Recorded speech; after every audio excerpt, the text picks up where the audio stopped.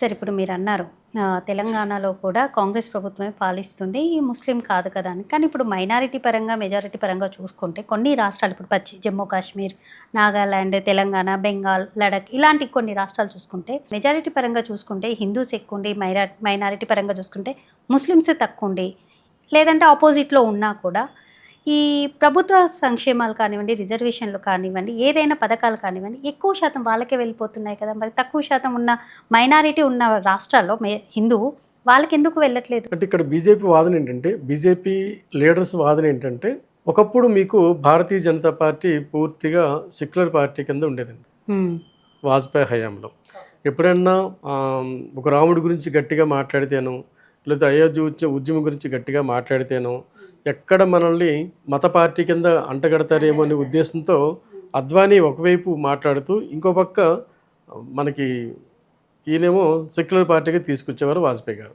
అంటే వాజ్పేయి సెక్యులర్ గాను, అద్వానీ గారేమో హిందూ పక్షం వైపు, ఇద్దరు బ్యాలెన్స్ చేస్తూ బీజేపీని ఈ స్థాయి తీసుకొచ్చారు. అంటే అన్ని మతాలని సపోర్ట్ చేస్తున్న పార్టీగా ఉండేది బీజేపీ పార్టీ ఒకప్పుడు. అది ఆ రోజుల్లో అది ప్లస్ అనిపించేది. ఇప్పుడు లౌకిక పార్టీ అని చెప్పుకోవడానికి ఆ పార్టీ సిద్ధంగా లేదు, ఇష్టంగా లేదు. అది కష్టం అనిపిస్తుంది దానికి, ఆ పార్టీకి. ఇప్పుడు సెక్యులర్ పార్టీలు అనిపించుకోవడం వల్ల ఆ పార్టీ ఏమి బలపడుతున్నట్టే కనపడట్లేదు వాళ్ళకి. కాబట్టి ఆ కోణం నుంచి బయటకు వచ్చేస్తున్నారు, ఆ ట్యాగ్ నుంచి బయటకు రావాలని చూస్తున్నట్టుంది ఆ పార్టీ. సో మేము సెక్యులర్ పార్టీ కాదు, మేము హిందువుల కోసమే ఉంటున్నాం, పోరాడుతున్నాం. హిందువులు అణగారిన జనాభాలో అయిపోయారు. హిందువులు వాళ్ళ దేశంలో ఉంటూ అనేక పథకాలు వాళ్ళు దూరంగా ఉంటున్నారు.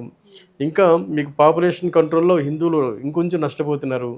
పాపులేషన్ కంట్రోల్ లేకుండా ముస్లిమ్స్ జనాభా పెరిగిపోతుంది.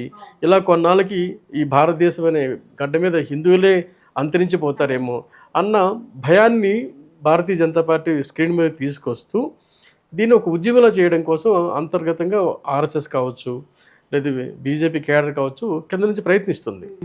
వాళ్ళకు కనిపించేది ఏంటంటే, అనేక రాష్ట్రాల్లో మెజారిటీ ముస్లిమ్స్ ఉన్నారు, మైనారిటీ హిందూస్ ఉన్నారు. నాగాలాండ్ కావచ్చు, మీకు పంజాబ్ కావచ్చు, జమ్మూ కాశ్మీర్ కావచ్చు.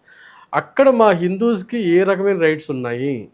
మిగతా దేశంలో మైనారిటీస్గా ముస్లిమ్స్ అనేక హక్కులు అనిపిస్తున్నారు, రిజర్వేషన్స్ అనిపిస్తున్నారు, స్కాలర్షిప్స్ అనిపిస్తున్నారు. మైనారిటీకి ఉన్న మా హిందువులకి ఎందుకు అటువంటివి ఇవ్వట్లేదు అనేది వాళ్ళ వాదన.